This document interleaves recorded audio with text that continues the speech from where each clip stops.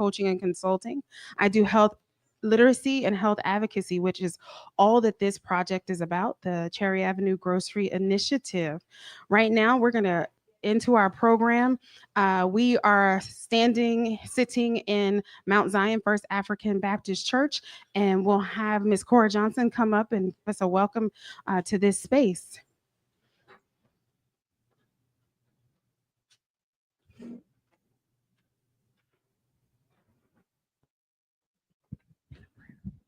Oh, oh.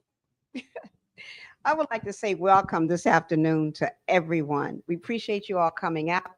Welcome you to Mount Zion, the best church in Charlottesville, with the best pastor, Alvin Edwards in Charlottesville. But again, welcome. We appreciate you all coming.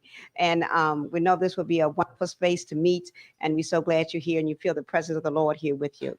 So let me pray, okay? Father God, we thank you for this afternoon, Lord God. We thank you for the meeting space that you allowed us to have, warmness, the welcomeness of the Holy Spirit that's with us today, Lord. We just pray, Father God, that you will let us meeting go as you desire it to be, Lord God, so we have open hearts and open hearts and open minds to do what you require us to do for the community. And we ask your blessing on this in Jesus' name, amen. Thank you, Miss Cora. So we're going to jump right into why we're all here tonight, and we will be unveiling the survey results from the Cherry Avenue Grocery Community Engagement that has been done over the last few months. We want to recognize the Fifield Neighborhood Association who is here. And again, I am the project manager for this community engagement.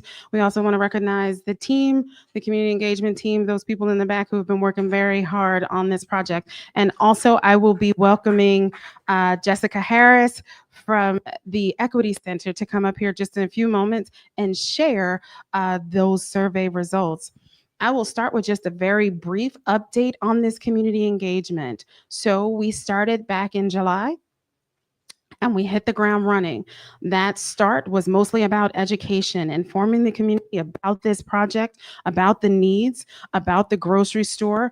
This all started out of the Cherry Avenue small area plan. The Fifield Neighborhood Association, made up of, has been doing some amazing work, and this is a continuation of their work. And so one of the top priorities that came out of that small area plan was the need for affordable grocery. In this corridor, there hasn't been a grocery for almost 20 years, a true grocery store, almost 20 years. And so that is part of the work. The developer purchased the site and they have plans for 71 affordable housing units in partnership with PHA, Piedmont Housing Alliance. And there is a very unique community benefits agreement here between those partners, the Piedmont Housing Alliance, Woodard Properties, and the Fifield Neighborhood Association, which is a very big part of why we're here today. So also included in this space currently are plans for two commercial properties. One would be the site for the Music Resource Center, which was also a top priority, youth recreation for this area. And then the other right now is set for a potential grocery store. Currently 5,000 to 7,000 square feet are being held for a grocery store. That space is being held until the certificate of occupancy, which is expected 2027. However, we're here because we need to solidify an owner or operator for the grocery space. We're also here because your voices matter. And we did this survey to find out what the community wants. Do you still want a grocery store? That has been a resounding yes. Affordable grocery store, also a resounding yes. And so we want to also understand the needs of the community and what the community wants in that particular grocery store. And so we will get right into those results. I'm excited to get those results right along with you. And I'm going to bring up Jessica Harris with the Equity Center at UVA. Yeah, of course. Thank you all so much. My name is Jessica Harris, as Deanna mentioned, and I'm really thrilled to be speaking with you all. I am the Community Research Program Manager at the UVA Equity Center. Our team worked collaboratively with FNA and RN Heartwork to launch this survey, and so I'm really thrilled to share those results. But I'm speaking to you tonight also from a community member, born in Rainbow area. I live right off of and so for me, this hits more than just one bucket, right? It's not about the data. It's about how do we amplify community voice. Thank you, Charles, for bringing this up. And I'm sure you all are very familiar with this survey. If you've attended the Buy Back the Block sessions before, you've heard about it. You yourselves probably took that survey. And I'm really thrilled to share the results that I think are in line with what most of these discussions entailed as well. So as you all know, FNA, in partnership with RN Heartwork, launched this community engagement initiative. As Deanna mentioned, it's been several months now, looking at what this potential mixed-use redevelopment could entail, and could it include a grocery store? So the survey had 3 goals. 1, what does the community most value in a grocery store, right? What do they look for when they shop? What are the things that they consider? 2, do people know someone who might want to be an owner or operator of this store? And 3, would you be interested in forming some kind of a nonprofit or a co-op or some other organization led by Black residents to own and operate this store? So those were the survey's 3 goals. Quickly, just an overview of what that timeline looked like. You all might be in this photo. This was one of the sessions from the Jefferson School. So we got 504 responses to the survey, which is pretty remarkable. 504 responses, ranging in all races and all neighborhoods, right? Pretty comprehensive survey. We've talked about those Buy Back the Block sessions. This is one sort of culminating, but seeing the presentations and followed by those conversations and surveys at those events. And then the community engagement team. Charles, can you advance the slide? It's not clicking for some reason.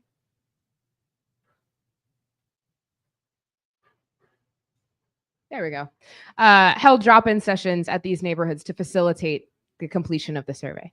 So again, 504 responses. That's pretty remarkable. I don't know how many you all thought we would get, but that's a pretty high number. So shout out to the community engagement team for that.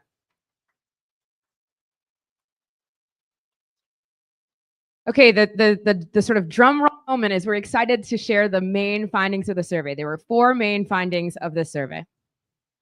75% of those 504 indicated they would shop at a store if there was a grocery store at 501 Cherry Avenue. The largest factor that determines where folks shop is proximity to their work and home. So is it near my house? Is it near where I go every day for my employment, right? What is the proximity of that store? That was the largest factor that folks indicated. In terms of the model of the store, folks were interested in a co-op, but they also want a grocery store that has deep roots in the community, right? How are these folks showing up? Is it owned by someone with deep roots in the neighborhood or other, I should say, historically Black communities, right? That was another area of interest for folks. And then one other sort of smaller finding, but still a major finding, is that folks didn't name barriers in access to fresh food, but they did indicate that as a priority, right? I don't currently experience barriers to it, but I do make sure that I have fresh food available. Was a big finding for us as well. So I'm going to dive in a little bit deeper into the demographics, what we found in each of the sort of responses. As I mentioned, there were 504. The largest by far was Fifeville. You can see here, there's about 121 other neighborhoods listed. I'll show you what those were in a minute. That's about 118 for Fifeville. And then it's broken down by other neighborhoods there. So you see Ridge Street, 10th and Page, Fry Spring, Rose Hill, Star Hill, and then other. And this is what that other included. So it's a lot of Belmont, a good number of sort of surrounding Albemarle County.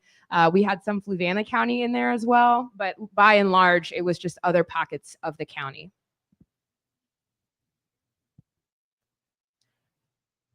This is the breakdown by race, right? So we had about 200 Black responses. The next highest was about 20 some white responses, and then the rest you can see here. This one's a little bit hard to understand. I'll try to explain it as best I can. This is just saying that the majority of people who filled out the survey live in a home with 2 or more adults between the ages of 26 to 65. That was the overwhelming demographic of folks who filled out the survey. The second was just 1 adult in that age bracket. But as you can see here, there's a lot of folks who might have families, might have children, right? We did get a good range in number of folks who live in the home and by their ages. Oop. Charles, I don't know if you got the can move the box. It's a good thing is it's on the left side of the screen first. So we got shopping habits and behavior was a key area that was asked. Those questions included, also lost the clicker. Let's see here. Where do individuals currently shop was a question. So we got a lot of responses on where folks currently shop.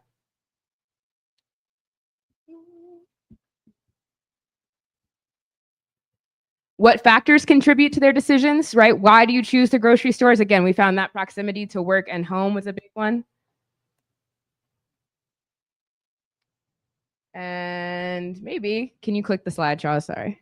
There we go. Great. Any barriers to accessing fresh food? As I mentioned, we didn't find a lot of those barriers, but there was a question that we asked.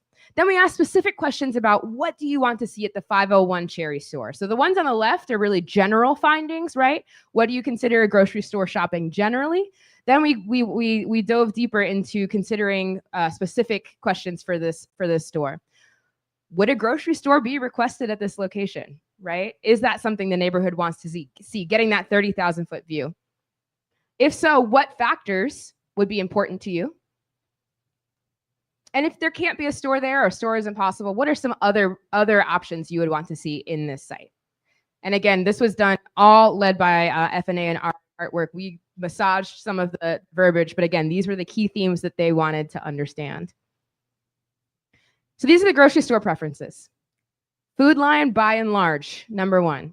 And 24 of those indicated specifically the food line on 5th Street, right? That proximity to place being incredibly important.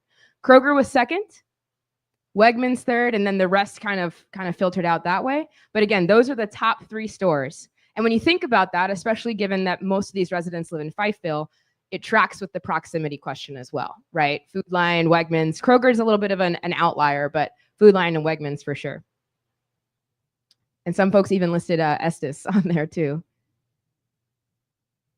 All right, the graph's a little small, so I'll try to break this down. But again, overwhelmingly, proximity to work and home was the top consideration, with 180 folks listing that as their top consideration. The second was a good selection of fresh food, right? Do they have variety? Do they have the type of food that I need? Is it fresh? Is it affordable? Because the third was low prices. That was the third top consideration, right? So proximity, selection, and price in that order were the top 3 considerations for when choosing a store. Again, about 50% of folks said they do not currently have barriers. 30 said that their barrier was cost, right? Folks said, I don't buy fresh food because it's too expensive. But about a little over 50% said they didn't have barriers. Only a few said that fresh produce was not important to them. By and large, everyone listed fresh produce being important. And about 58, that's just individuals, as you can see on this graph, said they don't have access to reliable transportation. So don't have barriers is top, transportation second, expensive is that third line, and then time and other reasons are the ones on the bottom. Again, 75% said they would shop there, right? By and large, you can see the other 21% is maybe. So honestly, that's a pretty overwhelming support of the store. If a grocery store was located there, would the store's ownership influence your decision to shop there? The responses are pretty evenly distributed between folks who were interested in that co-op model, which if you attended other Buy Back the Block sessions, you would have learned about that co-op model, and ones owned by deep roots in the community. So it was about a 50-50 split there. That's the 2 lines in the middle. The one on the top says that if the store is Black owned, they would support it. Folks said maybe on that fourth line, and then saying that the store's ownership doesn't matter was that lower line. Some folks, it did indicate that they would shop there regardless of who owned the store. And this was about the store's mission and values. So the question was, if there was a grocery stop located there, would the mission and values influence your decision? By and large, folks were interested in a store committed to partnerships. Does the store commit to partnerships in the surrounding community? Does the store prioritize buying fruits and vegetables and other produce from local disadvantaged farmers or historically disadvantaged farmers? That's that second line. And then prioritizing hiring from underserved areas was that third line here. So partnerships was top, with those last two being a close second. And then again, maybe and doesn't matter to me are the last two on this graph. Finally, sort of next to last, 181 people were interested in joining a committee to start a co-op. Again, pretty large number. 169 were interested in supporting a nonprofit to help start the store. 105 were interested in buying and starting the store themselves. Now, they didn't leave their information though, which was a thing, right? We were like, please, if you're interested, leave your contact information. So didn't get a lot of that, but did have some folks say that there's interest. So there's certainly room for a conversation. And if you're in this room and you filled that out, please leave your information tonight. If the store is possible, Deanna mentioned this at the end of her remarks. If a store isn't possible, the top two that folks named were farmers markets and childcare, were the top two sort of backup, quote unquote, options if a store was not possible. But another one was like a nonprofit community center. And then you can see on here it says other, and folks would write in responses. Most of those were youth centered. Right? Is there a YMCA? Is there a gym? Is there a skating rink? Right? Thinking about youth. Another of them included the sort of concept of third spaces, right? What are places for the community to just gather and congregate? But by and large, farmers market and childcare were the ones. All right, really quickly, I do want to give FNA and RN Heartwork had requested a breakdown by neighborhood and also by race. So seeing Black responses as well as Fifeville responses. So Fifeville residents also named that proximity was important to them, with fresh foods being second priority, low prices being third. Where residents shop also mirrored that of the larger population, right? Food Lion was number one, Wegmans was number two. And you can see the sort of racial breakdown at the bottom of the screen here. 94 indicated by and large they would shop at a grocery store located on 501 Cherry. 82, again, majority did not have barriers to accessing fresh food. And for Fifeville residents, they are interested in having folks with deep roots in the community or other historically Black communities, and we're interested in a co-op model in that order, right? So deep roots was first, co-op model was second. They also prioritized community partnership, as I mentioned earlier. And 45 expressed interest in joining a committee. And same thing, farmers market and childcare were top for Fifeville residents, right? All of this is sort of tracking with the larger survey. Now let's look briefly at responses by Black individuals. And I should note this includes folks who indicated Black or African American or some combination or variation of those two to get us to close to 200 responses. And this is also the neighborhood breakdown. So it's interesting to note most Black residents did not live in Fifeville, but many did. So you can see that here. Again, proximity, by and large, top consideration. But the order of the other two priorities was flipped for Black respondents, with low prices being the second and good selection of fresh foods being third. Again, same top three, just slight different order. And again, overwhelmingly, Food Lion. That kept coming up in the surveys where folks currently shop, with Kroger being the second. Again, by and large, folks would shop at a grocery store on 501 Cherry.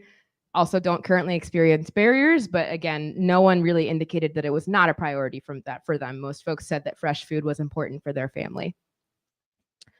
For Black respondents, same thing, either prefer someone with deep roots in the neighborhood or that ownership does not matter to them. Those were about tied. So for them, that deep roots really took priority. Co-op model, again, a close runner-up, but again, the deep roots in the community felt incredibly important. Partnerships, same thing, right? Is the store committed to giving back Is it committed to being in partnership with other organizations? Folks were interested in joining a co-op committee, and others were interested in helping form a nonprofit. And in this one, same two, but just flipped order. Childcare was number one and farmers market was number two if a store was not possible. So again, quick summary of findings. This is my sort of last slide here. Support of the store, by and large, 75% said yes. Another 21% said maybe they would shop at a store at 501 Cherry. Importance of proximity cannot be understated, right? How close is it to where I work and how close is it to where I live? Interest in having some kind of a co-op or a model that is invested in the community, specifically from historically Black communities, and also fresh food, right? Is this something that I can access? Is it affordable? Folks do consider that when making their decisions for where they shop. So there's interest in the grocery store, right? There's interest in exploring what that can look like. However, it must be one that centers the values of access, connection and partnership, and community-driven approaches in order to make sure that the store is responsive to the community's needs. So I have an executive summary of the report that just kind of distills those last 4 findings that I shared with you. It also has a QR code on the back if you'd like to scan and read the full report. It's about 20 pages and it's mostly pictures and charts, so hopefully it's not too hard to digest. But I'll also, I'll also be here for any questions that you all have as well. All right, thank you all so much. Thank you, Jess. That was a lot of information. And so next, what we're going to do right now is get your immediate reactions to this information. So we're going to have you get into breakout groups. We're going to have you, take the elevator down, or you can take the stairs down, and you're going to go to breakout rooms as assigned. And we have questions downstairs for you, specific questions. And you all, if you don't already have a leader assigned to you, you will choose someone in the group to take notes. There's a bulletin board paper there and already a marker already up for you to just get your responses down. We're going to do that for about 15 minutes because this is the time where we want to hear from you more about what you just heard, right? Your voices matter. Okay. So I'm going to start here with you ladies. 1, 2, 3, 4, 5, 6, 7, 8. If you guys would go down to room 3.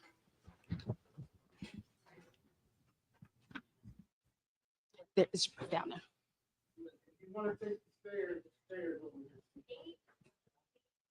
And room 3 is right here by the elevator.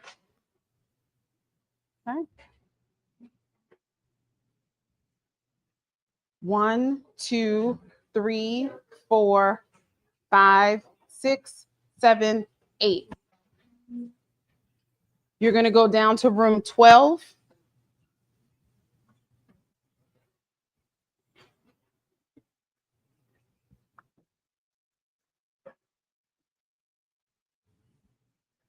You're supposed to be putting them at the elevator. All right. 1, 2, 3, 4, 5, 6, 7, 8. Room 15.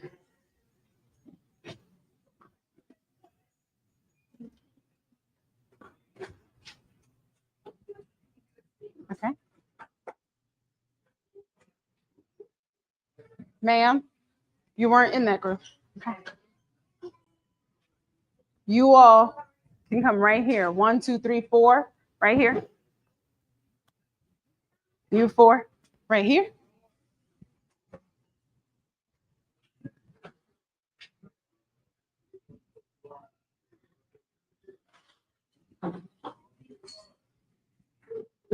The rest of you, room 12 on the second table. Room 12 at the second table. Yes, right here. Yes.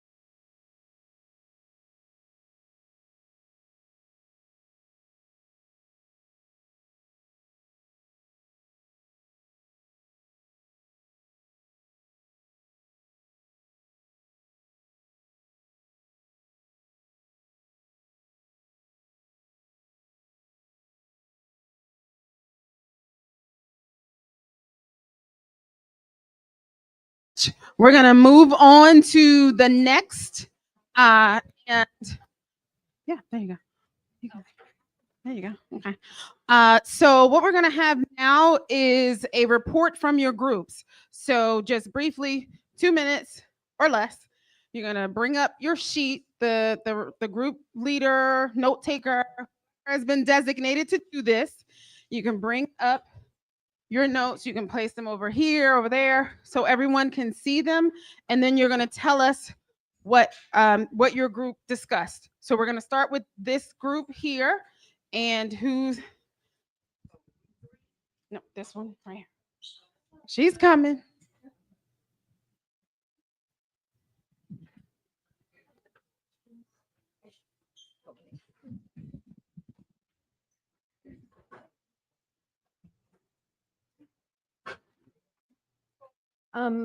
So our group, regarding what did we get right, felt that it was very important that the reasons for shopping at the new whatever grocery store were represented, and also that it was a very representative demographic of who responded to the survey, and also very clear on the racial breakdown, which is just really helpful to know what's going on. On the what did we miss? Someone felt that details on the barriers to, is it transportation? Is it time? We thought a little more clarity on that would have been helpful. And then alternatives to the co-op and the nonprofit options, and possibly what other help there is from other organizations. Someone who was at a meeting said that the city said that that you could write 14 grants to reach one alternative or the other, and we wanted to know a little more about what that input was from other groups. Is there something else you'd like us to consider? I guess we felt, and this is also the answer to number 3, what do you hope to see next? We were hoping to see really detailed presentations of different scenarios for the grocery store, whether it was farmers markets or a co-op, that really said what that would look like, as opposed to someone just coming in and agreeing to run it, which doesn't sound like it's on the horizon. And then for the different scenarios, where would the money come from? Does it involve individuals having to donate? Does it involve grants? Where's the money going to happen for the various scenarios?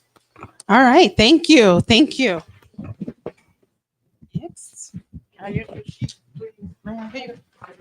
Good evening, everybody. Okay, room 3. What are your initial impressions from the survey report? We felt that the community needs were addressed and proximity to the community. What did we get right? That was basically it. With the others, what did we miss? We felt that the farmers market needed more follow-up, more information. And then the child care should have presented more details and should have been, it wasn't expanded upon. So we really didn't get much information. With a certain group discouraged by which model was chosen. The group felt that if you had said that with the model should have been broken down and voted on per model, it should have been broken down some more there. Is there something else you would like us to consider? Each time a co-op needs to be explained because there's new people in the group, and it needs to be so people know from the beginning what you're actually talking about. 3, group, what do you hope to see next? Some decisions. If it's a co-op, let's get busy and move forward. Thank you. Thank you.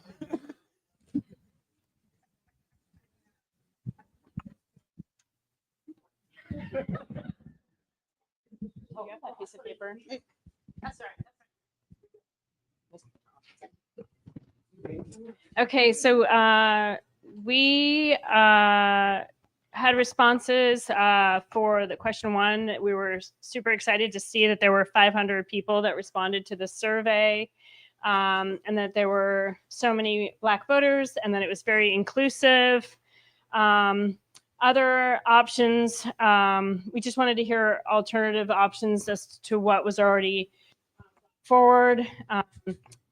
Someone brought up that the 5,000 to 7,000 is not a lot of space for a grocery store. But we were also interested in the farmers market and how that would play out, and like how expensive each stall would be. Someone in our group mentioned having sort of like a scratch and dent produce area, which would make vegetables more, fruits and vegetables more affordable. Also, like something along the Misfits market, where if a farmer had produce that wasn't pretty but still could be sold, that was another option that was brought in. Someone also brought up a potential medical clinic if it wasn't used for a grocery store, and or an after school space for children and young people to come and hang out after school. And another idea was a laundromat, because there isn't a laundromat in this neighborhood, and that is needed. So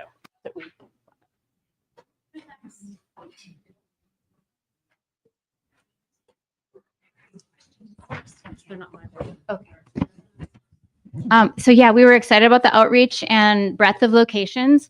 We thought that what was missing is the comparison with the total demographics. So just seeing a number of the demographics within a neighborhood, I guess. Yeah, I hope I'm saying that right. Yeah, the total of each demographic compared to who is all in that neighborhood. Knowing what does that mean? Is it truly representative of who is living in that neighborhood, particularly, in Fifeville and the core that we're talking about here in terms of proximity to this location. So we would love to see that. And then we thought maybe the mode of transportation to each of the selected stores that were options would be helpful to have, because that may influence, for instance, whether or not someone, if it's pretty easy to get on the bus and go to Food Lion, and it's $2 cheaper to get there and buy the thing you need to get, well, maybe you're going to do that. So we talked a lot about price. Okay, so price comparison. Yeah, this was really critical, where we wanted to have a price comparison for the types of stores that the community could, types of stores. Sorry, that's one part. That's one point. So a price comparison, trying to understand, would a co-op be as sustainable in terms of pricing to attract the number of people who said they would shop there. Community can be built. So thinking about how it may not be a known group or a known, let's say, community, but maybe it grows. It kind of connects to each other. Let's see. And then we were wondering, is there someone, with deep roots in, and what is, I guess the question maybe is, what does deep roots in a community mean? Is it how long you've lived there? Is it how active you are? Yeah, just maybe a bit more clarification on that. And then is that feasible in terms of the expectation of running a store that is truly competitive in terms of pricing and attractive for pricing? There's a lot more that we could think Thank you. Yeah. Thank you. Did anyone do this one? No. Thank you. So let's see, our initial impressions, we thought the response reaffirmed a lot of sort of what we thought, and were mostly kind of a lot of majority responses, which is helpful in most cases. The outreach worked, so it was the high number of responses was great, and then that there were a large number of respondents actually interested in joining a committee or starting a nonprofit. Let's see, what did we get right? We thought the information, which a lot of people have talked about what alternatives people would want to see to a grocery store, was helpful. What did we miss? Like just more, this is kind of, I guess, sort of a theme, understanding of the two models in detail. So did a lot of the respondents, do they actually understand what a co-op model is? And then kind of to that point, if they don't, what additional like educational resources would be helpful to them? And then in terms of next steps, we agree with group number 3 on a decision, hopefully being next. And then this came up in a recent Zoom meeting, but sort of interest in doing field trip to other co-ops because we don't have any here. Thank you so much. Okay. So our group, in terms of what the survey got right, they felt like it was really great and affirming to see how many people want a grocery store, and that location at the site is a really good location for a potential store. Our group also reflected that it seems like people in general have similar wants and needs, and it was really appreciated that that was broken down by race so that we could see that even though there were a couple of places where the priorities flipped just a little bit, everybody's top 3 really were the same, and that was pretty affirming for folks in our group who were reflecting on that. We also talked a little bit about transportation and how important that is. At the 501 Cherry location, it was asked, is there a bus stop near there? Which there is. And then also to think about the lighting, the walkability, just making it a really pleasant, accessible place for folks to get to in terms of considerations for what would make the store successful. The group also affirmed that fresh and healthy food seemed like it was critical for the success of the store. There's other places where you can go to get things like paper products and other things you might get at the grocery store, but really having that fresh and healthy food would be important. And then in terms of other things that we should consider, the group mentioned it would be helpful to think about what's the relationship of this project to the proposed Salvation Army expansion and the proposed low barrier shelter that could be coming across the street and near Tonsler Park at the current thrift store location. And then finally, for what comes next, our group wanted to see a grocery store come to fruition, clarity on funding for the store, where are those dollars at? And then finally, continue with more community education on the process so that as the next 2 years unfold, we're really maintaining this momentum, maintaining folks' excitement, engagement, and increasing their understanding of whatever store would be coming. All right, thank you. So we really appreciate all of your input. This feedback will be shared. FNA will review this and look over next steps and use this information to help support their recommendation to the developer about what would be the best fit for this particular space. Potential grocery store. All right. Right now, we're going to have FNA do just a brief report. Carmelita Wood is the president of the Fifield Neighborhood Association. So she's going to come up and give us a brief report.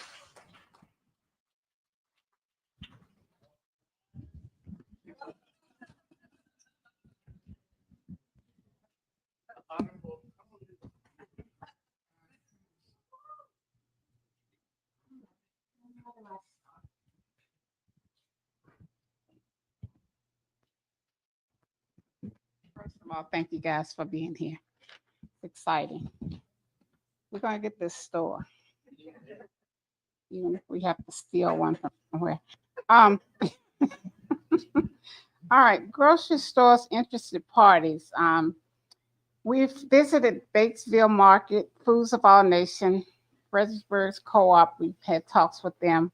Friendly Co-op in Harrisonburg, we've had talks with them. Sorry about that. Market Street Market, we've had talks with them, and Whole Foods as well. Currently, there are 4 interested parties to discuss with. One is Good Foods Grocery. It's a nonprofit grocery store based in Richmond that is run by Commonwealth Autism. They are very interested. They're interested in owning, operating a natural food grocery store at 501 and finding potential opportunities for partnership with another grocery operator at their site as well. Collaborating on sourcing of food and other products at lower cost. They're interested in also partnering with different folks about that. A newly formed co-op steering committee is now being formed. And if you all want to join, come on. There are a group of about 15 people right now who have come together from this community engagement, and they're very interested in the store and exploring that option. Lacease Frozen Foods Produce is a woman-owned business in Charlottesville, and she showed interest in owning and operating a grocery store at 501 Cherry that includes foods and products that are familiar to the Middle Eastern immigrant community, and she's also interested in forming partnership with other grocery stores and products of that nature. We've also talked with Goodwill Industries of the Valley, which Goodwill recently opened the market at Melrose and Roanoke as part of economic development. They're interested in expanding this way as well. Let's see. Goodwill like Fifield. Once they have run the grocery store or something, I don't know, they plan to look at that site and give us other options. Anything else you all need to know?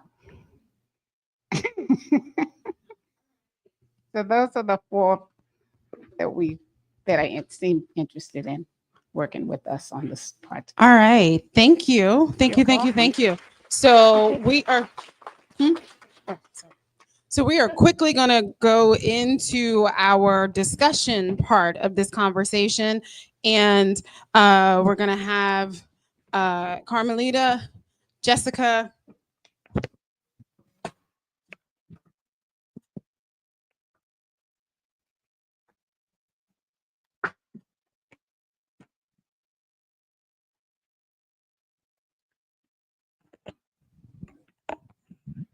So I'd like to introduce to some of you Sarad Davenport of Davenport Strategic and Innovative Design. He is our moderator for this evening, and I'm going to let him take it away. Raise your hand if you've been to any of these meetings. Whole lot of y'all. So hello again. How is everybody doing tonight? All right. Give it up for yourselves for being out here tonight. Come on. Come on. It's cold outside. It's dark. We didn't get to eat yet. But we're having a good time. And let's give it up for the panel one more time. Thank you. And for Thank you. And as it relates to food, it is hot if you want to like get up and get something while we're having this discussion, because we're going to be moving right along. So. all right. Yeah, we got a curfew. Church said you got to get up out of here at a certain time. All right. So, the primary objective for this panel is kind of talk about some of the things that have happened over the course of the project, but also the results of the survey, which kind of led us up to this point. So I want to make sure that we dig into that a bit, and you all can chime in wherever it makes sense. You know what I mean? So I want y'all to be able to do that. And hopefully we'll have some time for you all to kind of chime in also. And we'll try to modulate, and, I'm improvisation. I'm jazz. If you don't know already, now you know. So if you find a place to play your solo, play your solo. But let's make music. All right. So first question about the results, and any of you can take a stab at this first. What factors might have influenced these results, and what steps can we take based on these results that we found out today? What are some ideas about the factors that contributed to it, and then what steps should we take next? Well, I can jump in and speak to the factors. I think the large education initiative, the community engagement work, the having these meetings, bringing folks to the table certainly impacted the knowledge folks had when they took the survey. understanding of the options, making sure that they felt seen and heard, right? Doing that in tandem with the Buy Back the Block events, I think was huge, as well as going to neighborhoods and helping folks with that distribution. I think that's really transformative. I'll leave the what comes next to these lovely ladies here. But I do think that was incredible. And we saw that reflected, right? Someone asked earlier about how much education was there on the co-op model on the survey itself. There was a brief description of what those co-op models were on the survey questions, but also a lot of times these surveys were taken either at those events or following those events. And so folks hopefully had an understanding. But yeah, that outreach I think is key. Good. Yeah, and just from the community engagement perspective, I think one of the challenges in the lead up to, and which was a factor that affected the results, is people feel stagnant. They're like, oh, it's just going to be another one of those meetings. It's just going to be another one. They'll do what they want to do. They don't really want to hear from us. And so we really had to do a good bit of lead up to really get the community engaged. And so that was a huge factor. And just very quickly, we were a little remiss in Carmelita's report because one of the biggest results outcomes we hope to get from this community engagement was active people who want or have interest in owning or operating the grocery store. And so Laziz Produce is one of those individuals that expressed interest. Are you here this evening? And then Good Foods Grocery out of Richmond, and they expressed, do you guys have individuals here, representatives here? So they're in the building. You can stand so everybody can see you after the meeting if you guys have more questions. Thank you for joining us this evening.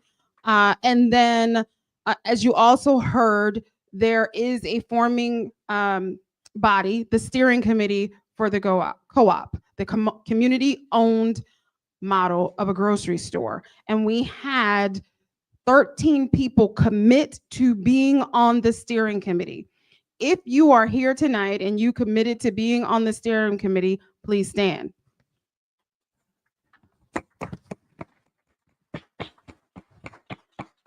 All right. So that was just in the wrap up of hers, and we were remiss to leave that part out. So thank you. Thank you all for joining us. Did we have anyone from Goodwill Industries here? They said they may. Oh, they did. Nope. They may come. They did. Nope. Okay.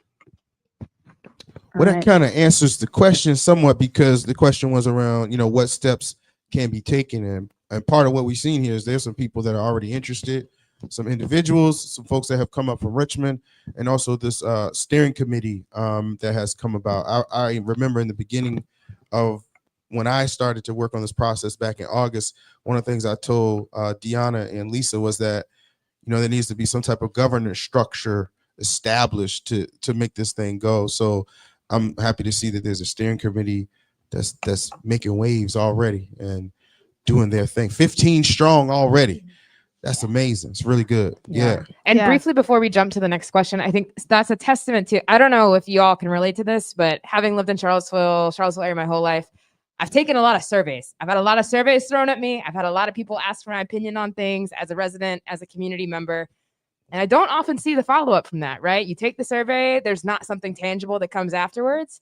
I think something that made this survey really powerful is we can see already the tangible that's come out from it, and there's been accompanying action. And so I hope no matter what happens, that accompanying action continues. But I think that's to kind of maybe answer both parts of that question, right? How do you couple it with action so it's not just another survey, right? And I think you all have done a beautiful job of that. Thank you. Yeah. And there are those of us who have done community-based research who are holding ourselves to a higher standard with regards to that level of discipline, because a lot of times you throw out these surveys and then nothing ever happens as a result to implementation or just to kind of find out. And tonight was about finding out, what did it say and did we interpret it the right way? And that'll be the next question. But I saw a hand back there. I want to be responsive to that.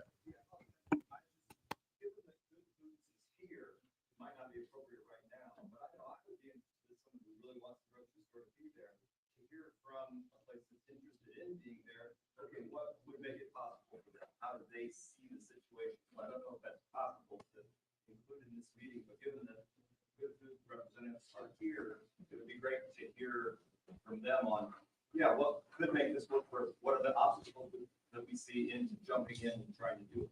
That's a great question. I think we can possibly put that on the end, maybe if we have time, or they can have that conversation with them individually. Yeah, I think just in looking at the time, we are not here, and we actually did not ask them to prepare for that.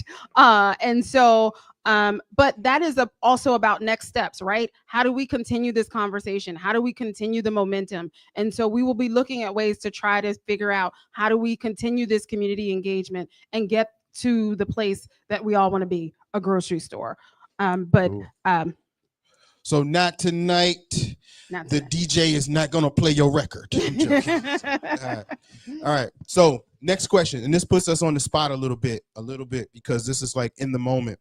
You know, what are some insights that you all have gathered tonight that weren't present in the initial results?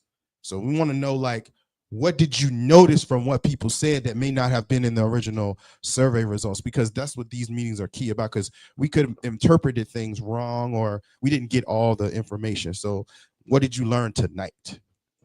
I can't say because I'm just getting here and I wasn't in the focus groups. So, but one thing I can say that a lot of folks that have come out for the surveys and have talked to us and are interested have been showing up. So Great. Yeah. Great. I think one of the things that is coming out tonight that I hear in the groups and in conversation is, did we get it right about what potential the space has if there is not a grocery store that can come to life there? And I don't know that we have enough information about what could be if the grocery store does not go. And so I think that's one of the messages that is coming out tonight. I've heard some people say they're interested in childcare. We don't know if that would work in the space because, again, we're talking about a space, we're talking about parking, all of those things that come along. So we really have to be mindful of that. So I think that's one of the. Okay. Yeah, and I'll read. I know they have the slide up, but some of the other responses were art studio space, business startup center, clothing store, farmers market, of course, healthcare facility, laundromat. Some of you all mentioned that earlier. Restaurant and other types of things. And there's a whole list you'll see in the report. If you all scan it, we've itemized out what other ideas folks had, even if they weren't included on those pre-written. I think the two things that came up for me briefly are thinking through practically, right? How do we structure a store if there's not enough square footage? How do we make sure that that's a consideration? I know you all mentioned that in the groups. And something else that I heard too was how do we make sure that the momentum continues? I know that's going to be a long process no matter what happens. And so, right, how do we maintain that level of commitment? And I also heard wanting to keep defining and making sure we put top of mind what deep roots in the community means. And I think that's a key area that needs to be highlighted. Right. So we have like these terms and concepts, but we need to continue to add the operational definition to it, because you say one thing and people think you're talking about something else. So how do you get what I call a collective lexicon? Meaning, if I say this word, you know exactly what I mean, and I'm not saying so. I'm not speaking over your head. We're saying the same thing. You know what I mean? So that's what I mean by that. All right. Next question. Any questions from the audience? Oh, there's one.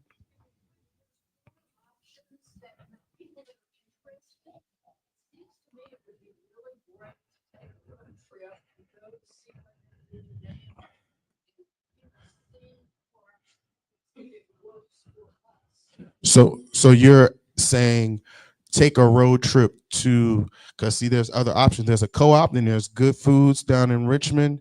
So you mean do a road trip to all options?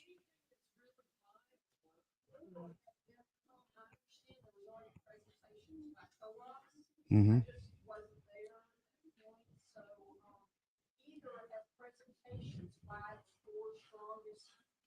Mm.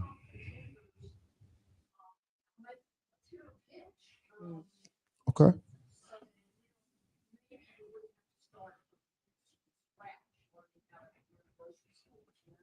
Shark Tank. No, I'm joking. But I'm serious. So what do y'all say to that, to the potential of, what's the phasing? Because you're talking about timing too. So like, how does that fit into the timing of having, folks kind of do this presentation or doing a road trip or whatever? Good Foods out of Richmond, we met with them, I guess, about a month ago.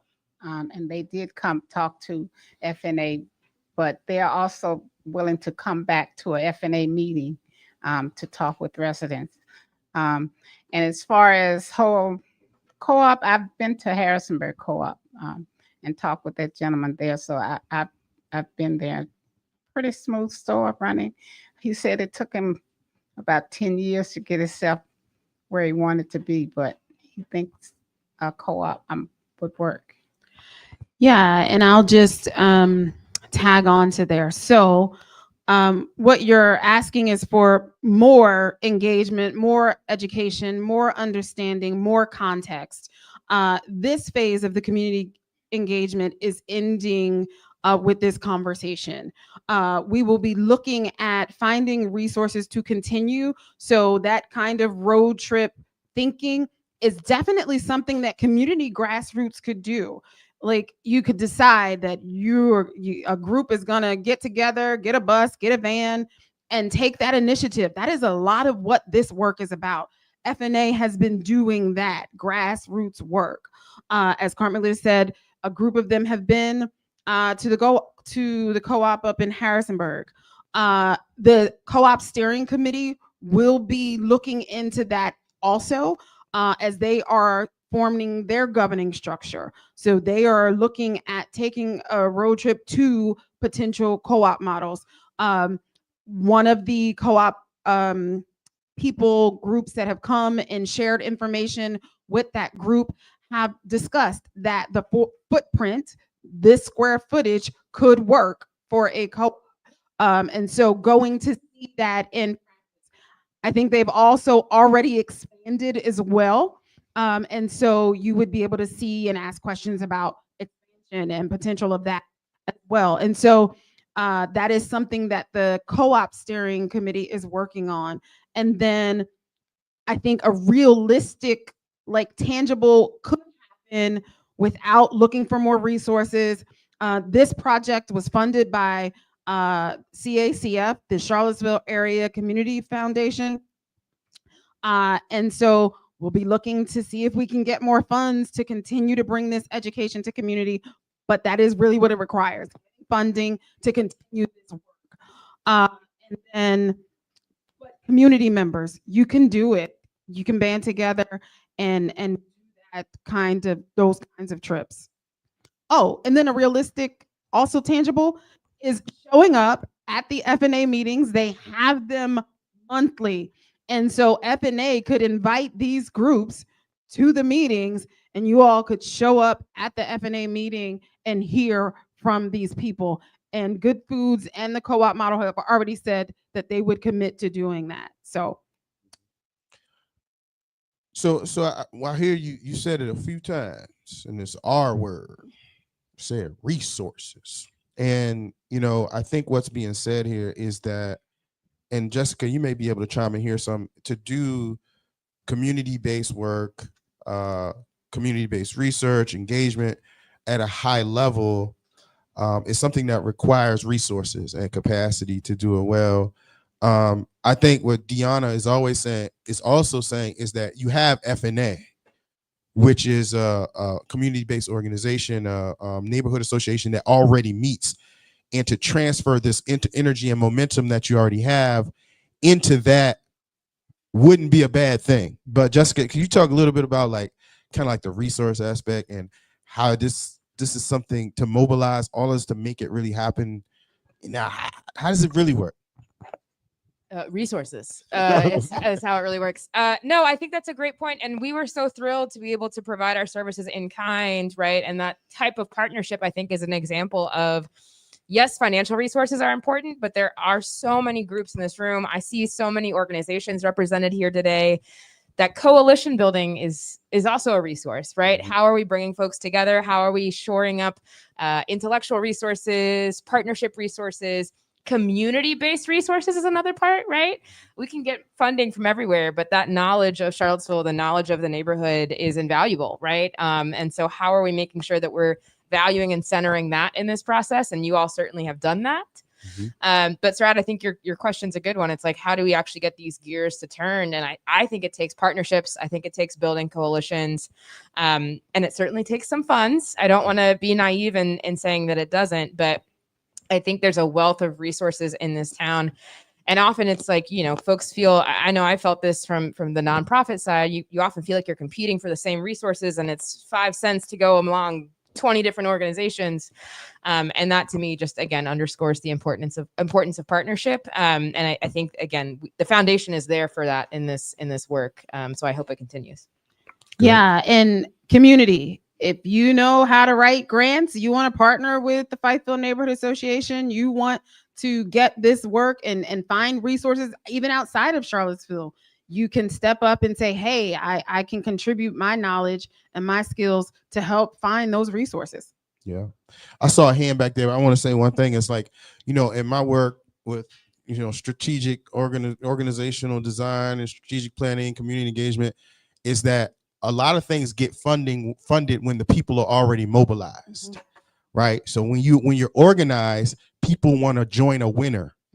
And so you all being already organized, it's easier to fund you all when you have an operation that is working than if you're starting from scratch in a lot of instances, because you've already done a lot of community engagement. So I just wanted to say that you're in a good spot for future resources with regards to funding. Question.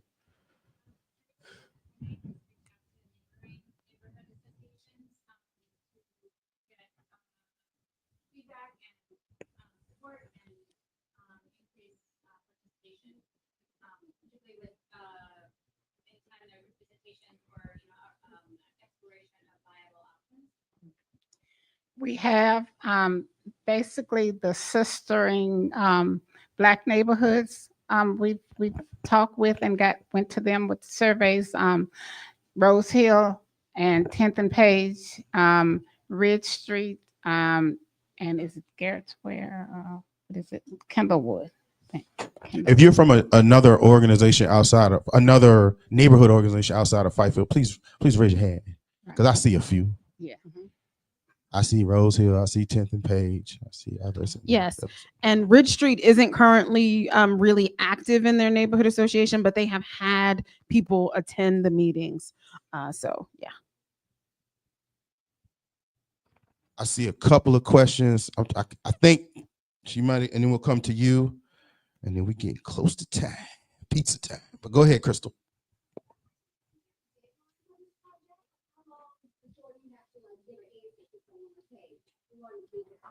Great question. You want me to answer? I know I'm not answering the question, but Well, FNA has, I think next week, we're supposed to make a recommendation to the property owners of who we have. We make the recommendation and it's up to them to figure out who they want to and what they think is a good fit. If we can't make a solid recommendation, then we go back to the drawing board. And from what I can understand, you all have given suggestions and we can talk more about that. But I think they want someone in there by 2027. 2027, they would like to have someone step up for owner operator. So just clarifying, what they would like is someone to step up now.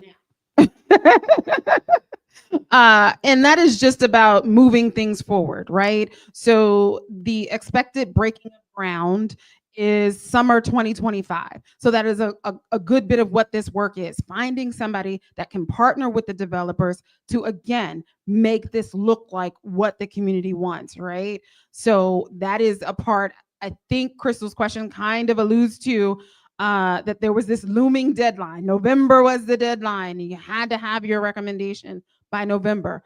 But if you recall, Anthony Woodard said, if we haven't gotten there by November, they would come back to this conversation. And that's where we are. We've got the survey results. We're having this continued conversation right now, and the Fifield Neighborhood Association has a plan to go back to that table and see where things stand after that conversation.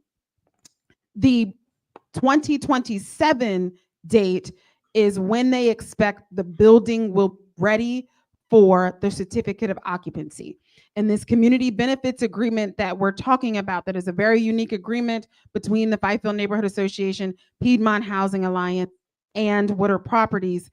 In that agreement, it says when the building is ready for owner, operator, for operations, for occupancy, that if a grocery store has not come to fruition, then they would look specifically at something else. But right now, it's let's get in while the getting is good. Yeah, one thing before we come to your question. Oh, it's good. Okay, cool. But I wanted to define. We'll come to you next. Then we're going to do that. But we keep saying the word they, and I want us to identify who they is. And when we're talking about owner operator, I think some of us all know at this point. You mentioned it again, but let's add some definition to the word they for the folks. Yeah, the Fifield Neighborhood Association, Woodard Properties, and the Piedmont Housing Alliance are the partnership in that community benefits agreement. Correct. All right. Yes, ma'am. Well, I just wanted to remind everybody that another project in Fifield neighborhood that I understand has just been approved, and that's the big change with the Salvation Army. I really believe, you know, if we're gonna move, since they're moving forward, that's gonna be a group of people that could benefit from something like this. And so we're gonna have a lot of people in Fifield neighborhood. So this work is important. That's great. That's great. Great time to be in Fifield. That's all I have. I know we got a few minutes. So any final comments, closing arguments? Just that if you all, as you go deeper into the survey, please reach out. My contact information is on the Equity Center website. I'm happy to answer any questions that you have. As I mentioned, the full report is found on that QR code. We really want this survey to be of use to the community. And so please do not hesitate to reach out if we can be of any assistance. It has been so heartwarming to work with both of these wonderful folk and others in the room in putting this together. And so just wanted to say thanks for letting us share those findings and let us help however we can. Thank you. We could not have gotten to this phase without the services of the Equity Center at UVA, and we definitely appreciate that partnership. And okay, quickly.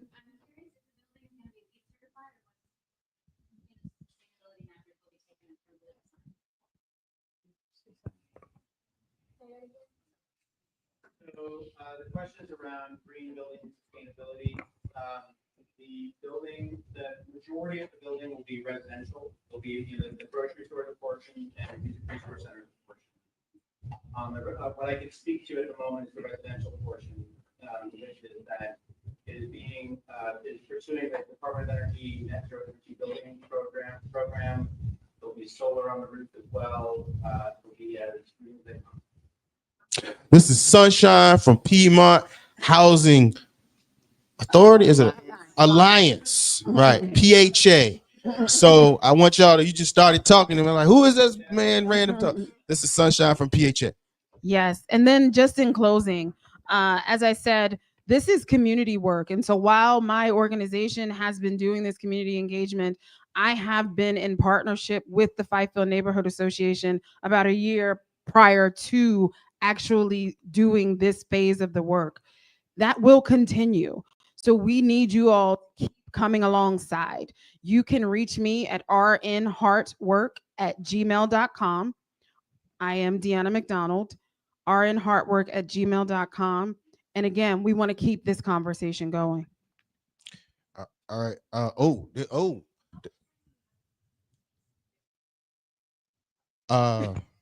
We don't have a lot.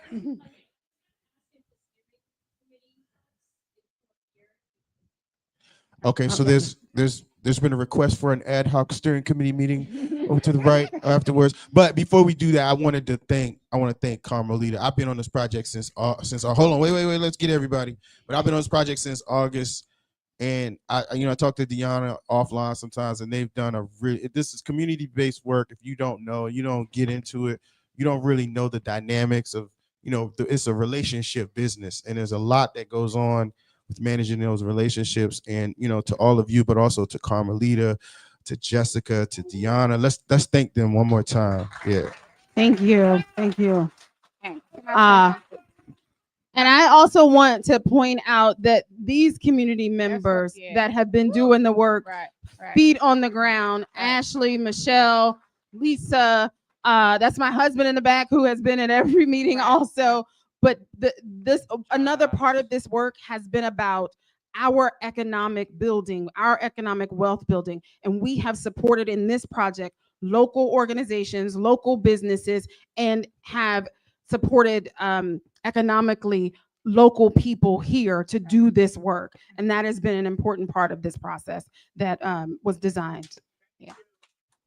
And I have a list here of people I'd like to thank. First of all, Charlottesville Area Community Foundation for providing the grant funding for this project. Abundant Life for serving as our fiscal sponsor for this work. The leadership of sister neighborhood associations and residents like FAR for bringing us into the communities and helping us reach the engagement. Wooded Properties and Piedmont Housing for partnering with us to try to accomplish something new in Charlottesville. And the UVA Equity Center for assisting in writing and administering and analyzing the survey results that were shared with us. And also our community advocates, Michelle Gibson, Ashley Freeman, Jabari Bright, and Lisa Drain. All right, who did countless hours of outreach, and also Joshua Harris. Joshua Harris is the guy in the back that's very quiet that you see lurking.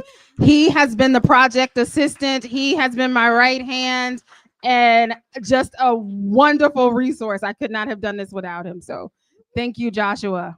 Also, and the babies. And yes. the babies. Yes, because this has been about intergenerational connection. Absolutely. And the babies have been doing work also. That's right. Also, Charles Lewis, who worked alongside Sarad to support the project through Can I Talk to You, South Charlottesville.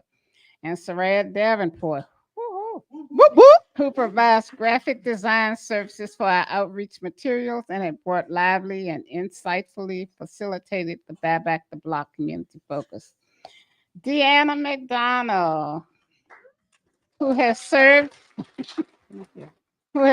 as a project manager and brought the heart and the soul to this work. This project has had many twists and turns, and Deanna's leadership and clarity of purpose kept us on track and moving forward through a compressed timeline, many late nights, early mornings, countless hours of outreach, prep meetings, and events. This project would not have been possible without her leadership and dedication. She has gone above and beyond, and we are incredibly grateful for your leadership, your grace under pressure, your faithful vision of a healthy, whole, and restored community. Thank you.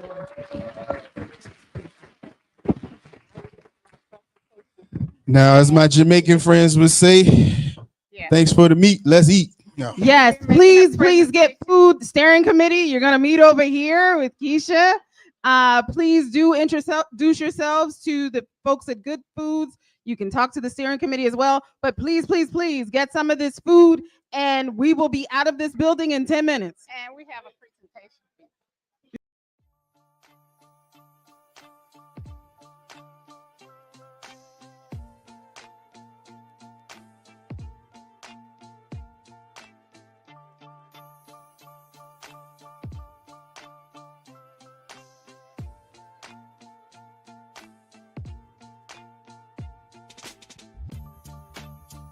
We live in a society in which structural racism is a very real thing. We are all dealing with that in every aspect of our lives, and the media is a reflection of our community. Historically, Black people have been portrayed a certain way in the media to justify normative assumptions around political and social issues. More Black people behind the cameras, in front of the cameras, more producers, more people of color producing, so they can go and get the content that's needed so they can highlight our attributes. I've been in this industry for 15 years, and I've seen firsthand how our voices just aren't heard. Even if you're in the newsroom, sometimes you get completely ignored and stereotypes are allowed to perpetuate. And one thing we want to do is combat that, and also bring information to people so they can be as informed as possible when choices are made in this city, so they can do whatever they can to get their voices heard. What I believe can be done about the situation is to have more people of color creating news stories, more people who have a interest in and a social consciousness that relates to the stories that they're telling. Charlottesville Tomorrow looks at these issues. We can present them on IMHO. Vinegar Hill Magazine can take that a step further, and just together we can just make this thing that can be an example of how we can change the media landscape, how we can be more inclusive to get these voices in, to get these people heard. That's just one thing that doesn't happen in so many places, and it's a shame. We think we live in a society that's very progressive, and we're talking about equity and diversity and inclusion and all these things. Still, the way that Black people, and I would say, and I would argue especially Black men, are portrayed by the media is incredibly dangerous, and you've seen the sort of tangible violence that it's led to over the past year. The community can support the SIM project by first and foremost giving us an opportunity. We understand that it can be difficult to give trust right now, especially considering the current social and political environment. But this project will only be as successful as the community allows it to be. And so we ask you to give us the opportunity to do the work, critique the work, and make sure that we stay in line with the vision. Another way that the community can get behind the SIM project is through engagement. We want to hear from you. We want to know what you're talking about. We want to put your stories out there. And so whether it's reading the articles written by Charlottesville Tomorrow or Vinegar Hill Magazine, or tuning in to In My Humble Opinion on Sundays on 101.3 Jams from noon to 3 p.m., either way, we want you engaged. We want you to be part of this. The community can also support the SIM project through funding. To learn more about how to support SIM, you can visit our website. Thank you for your support.